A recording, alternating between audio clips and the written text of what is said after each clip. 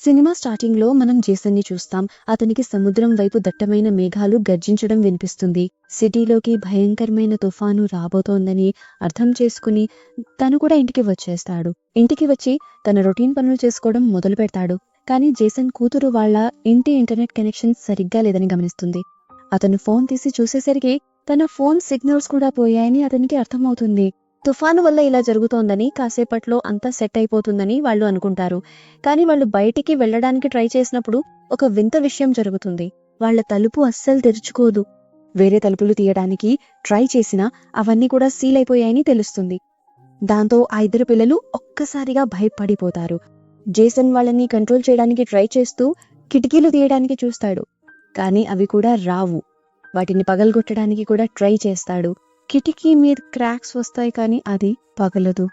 కిటికీ క్రాక్స్ ని నీళ్లు ఒక వింత షీల్డ్ లాగా కవర్ చేస్తున్నాయని జేసన్ గమనిస్తాడు. ఈ జనం ఇంటి లోపలే బందీలైపోయారు. కేవలం తామే కాదు అని ఆ ఫ్యామిలీ గమనిస్తుంది. తమ చుట్టుపక్కల వాళ్ళందరూ కూడా వాళ్ళ ఇళ్లల్లో బందీలైపోయారు. వాళ్ళ ఇళ్ల తలుపులు కూడా అదే విధంగా సీల్ అయిపోయాయి. కానీ వాళ్ళ నైబర్ ఒకరు ఆ టైంలో బయట వాకింగ్కి వెళ్ళి ఉన్నారు. ఆ అమ్మాయి బయట నుండి తలుపు తీయడానికి ట్రై చేస్తుందని వీళ్ళు గట్టిగా అరుస్తారు. కానీ ఆ అమ్మాయికి వీళ్ళ అరుపులు అస్సలు వినిపించవు. తన ఇంటి తలుపులు కూడా సీల్ అయి ఉండటం చూసి ఆ అమ్మాయి చాలా పానిక్ అయిపోతుంది. ఎందుకంటే తను కూడా ఇక ఇంటికి వెళ్ళలేదు. ఇప్పుడు ఈ నైబర్స్ అందరూ బోర్డ్స్ మీద రాసి ఒకరితో ఒకరు మాట్లాడుకుంటారు. అసలు తమకి ఏమైందని అందరూ చాలా కంగారు పడతారు. ఇదంతా గవర్నమెంట్ చేసిన కుట్రనా, లేక వాళ్ళ ప్రపంచంలోకి ఏలియన్స్ వచ్చారా? రాత్రి అవ్వగానే జేసన్ బయటికి వెళ్లే దారి కోసం వెతుకుతుంటాడు. తను డ్రిల్తో గోడకి కన్నం వేస్తాడు. కానీ అక్కడ నీళ్లు ఉండటం చూస్తాడు. ఆ నీళ్లు గోడ బయట ఒక షీల్డ్ లా మారుతున్నాయి. తను ఒక పెద్ద గోడను కూడా పగలగొడతాడు. కానీ ఆ గోడను కూడా నీళ్లు ఒక షీల్డ్ లా కవర్ చేసేస్తాయి. ఇప్పుడు ఏమవుతుంది జేసన్ అని అతని వైఫ్ అడుగుతుంది. జేసన్ అంటాడు, నాకు తెలియదు, కానీ జరుగుతున్న ఈ గందరగోళం వెనుక ఖచ్చితంగా మనుషుల తప్పు ఏదో ఉందని మాత్రం నాకు తెలుసు. మరుసటి రోజు వస్తుంది. అతని వస్తువులన్నీ లెక్కేసుకుంటాడు. ఇంట్లో సుమారు 2 నెలలకు సరిపడా రేషన్ ఉందని గమనిస్తాడు. ఇంట్లో కొన్ని అవసరమైన వస్తువులు కూడా ఉన్నాయి. ఇకపై నీటిని ఎలా తక్కువగా వాడుకోవాలో తన పిల్లలకు వివరిస్తాడు. కరెంటు కూడా తక్కువగా వాడాలని చెప్తాడు. ఎందుకంటే ఇవి ఎప్పుడు ఆగిపోతాయో ఎవరికీ తెలియదు. ఇలాగే ఒకదాని తర్వాత ఒకటి చాలా రోజులు గడిచిపోతాయి. జేసన్ తన పిల్లలను బిజీగా ఉంచడానికి సర్వైవల్ స్కిల్స్ నేర్పిస్తాడు. చుట్టుపక్కల వాళ్ళు తరచుగా బోర్డు మీద రాసి తమ దగ్గర ఆహారం అయిపోతోందని జేసన్ కి చెప్తుంటారు. జేసన్ వాళ్ళ గురించి కంగారు పడతాడు, కానీ ఏమీ చేయలేడు. ఒకరోజు తన కూతురు డ్రాయింగ్ వేస్తున్నప్పుడు అప్పుడే మళ్లీ వర్షం పడటం మొదలవుతుంది. ఆ సమయంలో ఆమె కిటికీ దగ్గర కూర్చుని ఉంటుంది. ఒక నీటి చుక్క వింతగా పైకి వెళ్లడం గమనిస్తుంది. ఆమె ఆ నీటి చుక్క మీద పెన్సిల్ పెట్టినప్పుడు ఆ చుక్క పెన్సిల్ కదలికలకు అనుగుణంగా కదలడం మొదలు పెడుతుంది. అదే సమయంలో కిటికీ బయట ఒక భయంకరమైన నీడ్ కనిపించడంతో ఆమె భయపడిపోతుంది. కానీ తను ఎవరినైనా పిలిచి చూపించే లోపే ఆ నీడ్ అక్కడి నుండి మాయమైపోతుంది. మళ్ళీ వర్షం పడుతుంది. అప్పుడు ఆ కూతురు తన అన్నతో, చూడు, వర్షం పడినప్పుడల్లా ఈ చినుకులు నా పెన్సిల్ సైగలకు తగ్గట్టుగా మూవ్ అవుతున్నాయి అంటుంది. వర్షంలో నాకు కొన్ని నీడలు కూడా కనిపిస్తాయి అని చెప్తుంది. కానీ ఆ అబ్బాయికి తన చెల్లెలి మాటల మీద నమ్మకం కలగదు. కానీ తను స్వయంగా ఒక నీడను చూసినప్పుడు ఒక్కసారిగా భయపడిపోతాడు. ఆ నీడ్ దేనిదో అని తను గమనించాలని అనుకుంటాడు. కానీ అంతలోనే ఆ నీడ్ మాయమైపోతుంది. అది ఏదైనా జంతువు నీడ్ అయి ఉంటుంది. వీటి మీద ఎక్కువ దృష్టి పెట్టకు అని చెప్పి తన చెల్లెలి మాటల్ని కొట్టిపారేస్తాడు. ఇలాగే మరికొన్ని రోజులు గడిచాక జేసన్ పొరుగువారు చనిపోతున్నారని చూపిస్తారు. ఎందుకంటే వాళ్ళ ఇంట్లో ఆహారం అయిపోయింది. ఈ రోజు వర్షం చాలా భయంకరంగా ఉంది. వర్షంలో వీళ్ళకి బయట నుండి ఎవరో అరుస్తున్న శబ్దం వినిపిస్తుంది. వీళ్ళు బయటకు వెళ్లి చూస్తే అక్కడ వాళ్ళ పొరుగు ఆవిడ చేతిలో చాకు పట్టుకుని సహాయం కోసం పిలుస్తూ ఉంటుంది. కానీ వీళ్ళు ఆమెకు ఏం సహాయం చేయగలరు? తలుపులే తెరవలేకపోతున్నారు. ఆ అమ్మాయి వీళ్ళని చూసి వాళ్ళందరూ ఇక్కడికి వచ్చి అందరినీ చంపేస్తారు అని చెప్తుంది. ఇక్కడున్న ఆ వస్తువుల నుండి జాగ్రత్తగా ఉండండి అంటుంది. జేసన్ కి అతని ఫ్యామిలీకి ఆమె మాటలు అర్థం కావు. కానీ మరుక్షణమే ఆ అమ్మాయిని కనిపించని ఏదో ఒక వస్తువు లాక్కెళ్ళిపోతుంది. మరుసటి నిమిషమే వీళ్ళకి అర్థమవుతుంది, బయట ఏదో మాన్స్టర్ ఉంది. అది మనుషులను వేటాడాలని చూస్తోందని. జేసన్ వెంటనే తన కిటికీలు, తలుపుల ముందున్న కర్టెన్లన్నింటినీ పైకి లాగేస్తాడు. పిల్లలను తీసుకుని దాక్కుంటాడు. కానీ రోజు రోజుకి వీళ్ళ పరిస్థితి ఇంకా దారుణంగా తయారవుతుంది. ఇంటి ఫౌండేషన్స్ పాడైపోతున్నాయి. ఇప్పుడు ఆ ఇల్లు ఎలాగోలా నిలబడి ఉందంటే అదంతా ఆ చిమ్నీ సపోర్ట్ వల్లే. కానీ ఒక రోజు వచ్చిన తుఫాను వల్ల ఆ ఇంటి చిమ్నీ కూడా విరిగిపోతుంది. చిమ్నీని రిపేర్ చేయడానికి జేసన్ తన కూతురిని పైకి పంపిస్తాడు. ఎందుకంటే ఆ అమ్మాయి హైట్ చాలా తక్కువ. కానీ అక్కడికి వెళ్ళాక ఆ అమ్మాయి ఒకటి గమనిస్తుంది. కిటికీలకు తలుపులకు ఉన్నట్టుగా చిమ్నీ లోపల ఎటువంటి సీల్ లేదు. ఇది వీళ్ళందరికీ ఒక మంచి విషయంగా మారవచ్చు. అదే రోజు వీళ్ళ కుక్క కూడా చనిపోతుంది. దీంతో వీళ్ళంతా చాలా బాధపడతారు. ఇప్పుడు జేసన్ ఆ కుక్కను కూడా ముక్కలుగా కోస్తాడు. వాటిని ఫ్రీజర్లో పెడతాడు. ఎందుకంటే రోజులు ఇంకా దారుణంగా మారితే కనీసం ఈ మాంసాన్నైనా తినొచ్చని అతనికి తెలుసు. ఇదంతా చేశాక తన దగ్గర కుక్క ఆర్గాన్స్ మిగిలిపోతాయి. వాటిని ఇంట్లో ఉంచితే స్మెల్ వస్తుంది. అందుకే వాటిని చిమ్నీ ద్వారా బయటపడేయాలనుకుంటాడు. దీనికోసం అతను తన కూతురి హెల్ప్ తీసుకుంటాడు. ఆ ఆర్గాన్స్ చిమ్నీ నుండి బయటపడినప్పుడు వాటిని తినడానికి ఒక నక్క వస్తుండటాన్ని జేసన్ గమనిస్తాడు. ఒకరోజు జేసన్ కూతురు కిటికీ దగ్గరికి వెళ్ళినప్పుడు అక్కడ ఒక పెద్ద మాన్స్టర్ ఆ శబ్దం విని వస్తుంది. ఆ మాన్స్టర్ చూడటానికి చాలా భయంకరంగా ఉంటుంది. దాని చేతులు కాళ్లతో పాటు నోటి దగ్గర చాలా టెంటకిల్స్ కూడా ఉన్నాయి. దాన్ని చూసి జేసన్ ఫ్యామిలీ మొత్తం భయపడిపోతుంది. జేసన్ తన కూతుర్ని నిశ్శబ్దంగా వెనక్కి రమ్మని చెప్తాడు. వాళ్ళు విగ్రహాల్లా నిలబడిపోతారు. చివరికి ఆ మాన్స్టర్ అక్కడి నుండి వెళ్ళిపోతుంది. అలాగే సమయం గడిచిపోతుంది. 3 నెలల తర్వాత ఇంటి ఎలక్ట్రిసిటీ కూడా పాడైపోతుంది. తినడానికి కూడా ఏమీ మిగలదు. వాళ్ళ కూతురు అయితే చాలా పానిక్ అయిపోతుంది. దానివల్ల తన హెల్త్ పాడవుతుంది. వాళ్ళ నైబర్స్ లాగే తను కూడా తిండి లేక చనిపోతానని భయపడుతుంది. అలాగే జేసన్ వైఫ్ కూడా చాలా టెన్షన్ పడుతుంది. తన పిల్లలు కళ్ల ముందే చనిపోవడాన్ని చూడాల్సి వస్తుందని బాధపడుతుంది. కానీ జేసన్ అలాంటి పరిస్థితి రానివ్వనని వైఫ్ కి ప్రామిస్ చేస్తాడు. ఈ టైంలో అతను ఒక విషయం గమనిస్తాడు. వాళ్ళు ఇంటి నుండి బయట పడేసే వస్తువుల్ని కొన్ని జంతువులు వచ్చి వాళ్ళ ఇంటి బయట తింటున్నాయని తెలుసుకుంటాడు. జేసన్ అవే వస్తువులను ట్రాప్ లో వేసి బయట పడేస్తే ఖచ్చితంగా ఆ ట్రాప్ లో ఏదో ఒక జంతువు చిక్కుకునేది. ఇదే ఆలోచిస్తూ అతను ఒక ట్రాప్ తయారు చేయడం మొదలు పెడతాడు.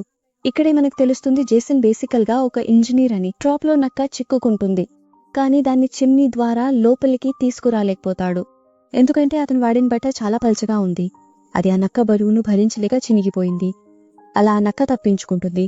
నెక్స్ట్ టైం జేసన్ ఒక చిన్న ట్రాప్ తయారు చేస్తాడు. ఆ చిన్న ట్రాప్ లో ఒక ఉడుకు చిక్కుకుంటుంది.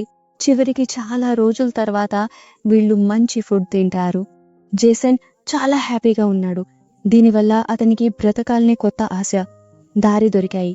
జేసన్ ఇప్పుడు గ్రౌండ్ ఫ్లోర్ కి వెళ్లి తన ఫ్లోర్ ప్యానలింగ్ అంతా పీకేస్తాడు. కింద అతనికి మట్టి నేల్ కనిపిస్తుంది. అందులో అతను చాలా రకాల వస్తువులను పండించవచ్చు. ఇక వాళ్ళ లైఫ్ సాఫీగా సాగిపోతుంది. వాళ్ళకి తిండి సమస్యలు కూడా తీరిపోతాయి. ఇలాగే 5 ఏళ్లు గడిచిపోతాయి. వాళ్ళ నైబర్స్ అందరూ చనిపోయారు. కానీ తన సర్వైవింగ్ స్కిల్స్ వల్లే తను ఇంకా బతికి ఉంది. తను తన ఇంటిలోని చాలా భాగంలో కూరగాయలు పండించుకుంది. అవి తన ఆహారానికి ఉపయోగపడతాయి. అలాగే తను ఇంట్లోనే ఒక ప్యూరిఫైయర్ తయారు చేసుకుంది. అది వర్షపు నీటిని శుభ్రం చేసి ఇస్తుంది. జేసన్ తన ట్రాప్స్ ని కూడా ఆటోమేటిక్ గా మార్చుకున్నాడు. ఇప్పుడు ఆ ట్రాప్స్ లో రోజు ఎక్కువ వేట దొరుకుతోంది. అప్పుడే వాళ్ళ లైఫ్ లో ఒక కొత్త భయంకరమైన తుఫాను వస్తుంది. ముందు ఇంటి బయటే ఉండే ఆ మాన్స్టర్స్ ఇప్పుడు ఇంటి తలుపుల మీద దాడి చేస్తున్నాయి. ఆ ఫ్యామిలీ అంతా భయపడిపోతుంది. జేసన్ తన భార్యను అక్కడి నుండి రమ్మని చెప్తాడు. కిసిగా హాత్ హో. ఆమె అక్కడి నుండి కదిలేలోపే మీరు ఇంటి లాక్ ని దాటి ఒక చేతిలాగా ఆ లాక్ చుట్టూ ఎలా చుట్టుకుంటోందో తను గమనిస్తుంది. ఆ తర్వాత ఆ లాక్ తనంతట తానుగా తెరుచుకుంటుంది. 5 ఏళ్ల తర్వాత వాళ్ళ ఇంటి తలుపు తెరుచుకుంది. ఎదురుగా ఇప్పుడు ఆ మాన్స్టర్ ఉంది. జేసన్ 2 పిల్లలు దాక్కుంటారు, కానీ తన భార్య మాత్రం అక్కడే నిలబడి ఉంటుంది. ఆ మాన్స్టర్ ని చూసి ఆమె ఒక్కసారిగా వెనక్కి వెళ్లి దాక్కున్నప్పుడు మాన్స్టర్ వేగంగా ఆమె వైపు వస్తుంది. ఆ మాన్స్టర్ వీళ్ళ శబ్దాలను, అడుగుల చప్పుడును వినగలదు, కానీ వీళ్ళని చూడలేదు. ఆ మాన్స్టర్ ఇంట్లోకి రాగానే దాని ఒంటి మీద ఉన్న లిక్విడ్ కూడా ఇంట్లోకి వచ్చేస్తుంది. అది ఏదో యాసిడ్ లాగా వాళ్ళ పంటలన్నింటినీ నాశనం చేసేస్తుంది. ఇంకా వాళ్ళ నీళ్లను కూడా పాడు చేస్తుంది. ఆ టైంలో వాళ్ళ కూతురు ఫ్లోర్ కింద దాక్కుని ఉంది. ఆ మాన్స్టర్ సరిగ్గా ఆమె పైనే ఉంది.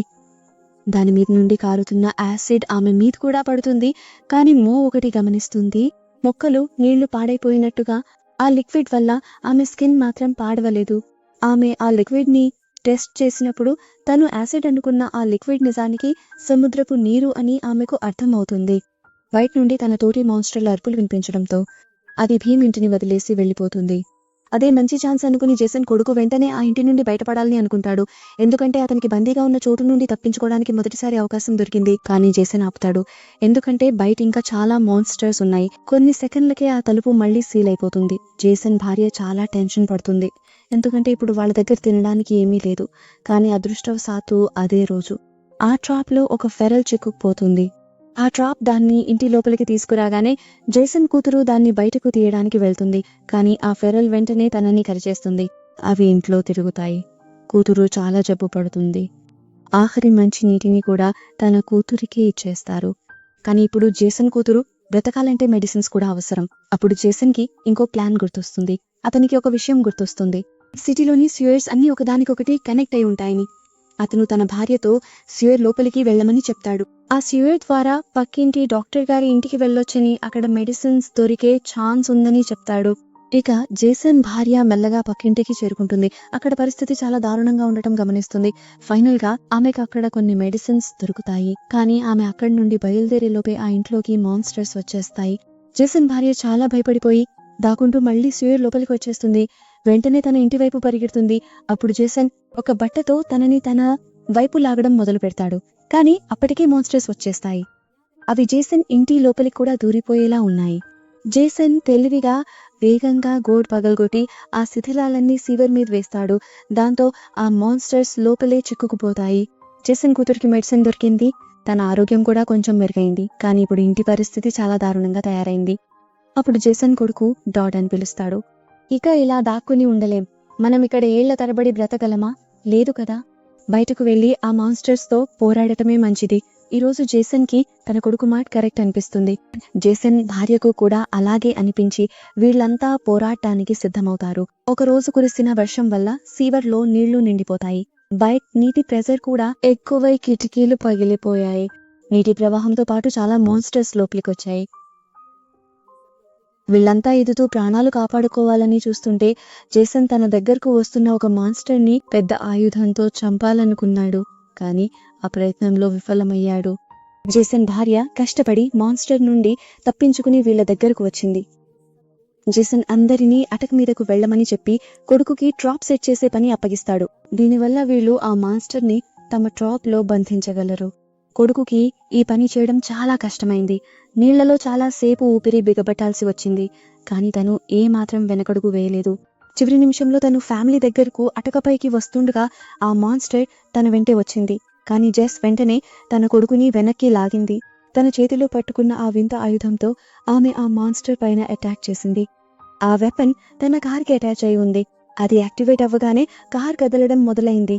ఆ మాన్స్టర్ ని తన వైపుకు లాగడం స్టార్ట్ చేసింది.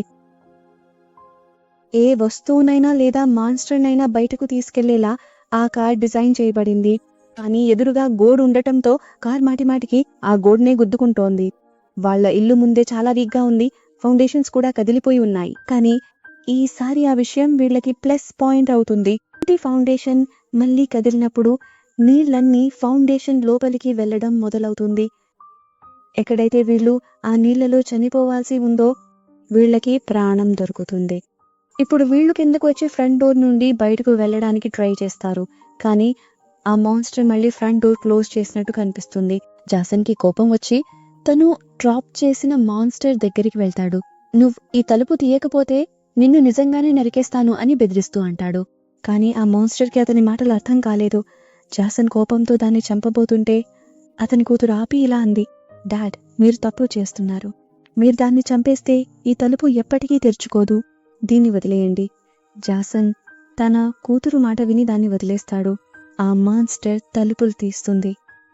అలా వాళ్ళు ఎన్నో ఏళ్ల తర్వాత ఆ బందీ నుంచి బయటపడతారు. బయట చాలా మాన్స్టర్స్ వాళ్ళని తినడానికి ఎదురు చూస్తుంటాయి. అవి ఈ నలుగురిని తినేసేలోపే ఆ మాన్స్టర్ బయటికి వస్తుంది. జాసన్ వదిలేసిన ఆ మాన్స్టర్ అది మిగతా మాన్స్టర్స్ తో వీళ్ళని వదిలేయమని చెప్తుంది. అలా వాళ్ళు మాన్స్టర్స్ తో యుద్ధం చేయకుండానే చివరికి స్వేచ్ఛ పొందుతారు. వాళ్ళ ఇంటి వెనుక నుంచి ఏదో వింత శబ్దం వినిపిస్తుంది. వాళ్ళ ఇల్లంతా ఒక చీకటి గోతిలోకి కుంగిపోతుంది. కొద్దిసేపటికి అక్కడికి వచ్చిన సముద్రపు నీరంతా మళ్ళీ వెనక్కి వెళ్లిపోవడాన్ని వాళ్ళు గమనిస్తారు. ఆ నీటితో పాటు ఆ మాన్స్టర్స్ కూడా. వీళ్ళు కార్ల పైకి ఎక్కి చూశారు. ఈ నగరం ఇప్పుడు ఒక అడవిలా మారిపోయింది. వాళ్ళ నైబర్స్ దగ్గర ఉన్న బోట్ ఇంకా కరెక్ట్గానే ఉందని అతను గమనిస్తాడు. దాన్ని వాడి సిటీ నుండి బయటపడాలని అతను ప్లాన్ చేస్తాడు. అప్పుడే ఆ షిప్ రేడియో ద్వారా అతనికి మరికొంతమంది సర్వైవర్స్తో కాంటాక్ట్ అవుతుంది. అది విని వాళ్ళు చాలా హ్యాపీగా ఫీల్ అవుతారు. వాళ్ళ జీవితంలో ఇప్పుడు కొత్త ప్రయాణం మొదలవుతుంది. ఇక ఈ మూవీ ఇక్కడితో ఎండ్ అవుతుంది.